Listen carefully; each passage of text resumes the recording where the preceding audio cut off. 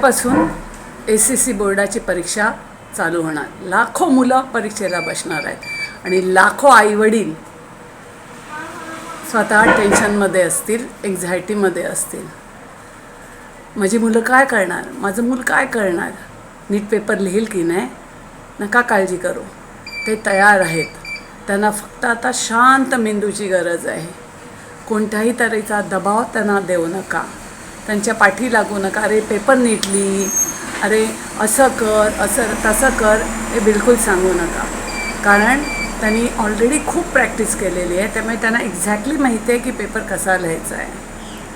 आणि त्यांना हे वाक्य तर बिलकुल म्हणू नका की हे परीक्षा तुझं फ्युचर ठरवणार, तुझं भविष्य ठरवणार आहे. भविष्य नाही ठरवणार आहे ते. एक फक्त ही परीक्षा म्हणजे एक पुढे भविष्यात टाकायचं एक पाऊल आहे. त्यामुळे फक्त तुम्ही त्यांच्या खाण्यापिण्याकडे, ते झोपतायत का वेळेवर, एवढंच लक्षात ठेवा. आणि सर्व पेरेंट्सना ऑल द बेस्ट.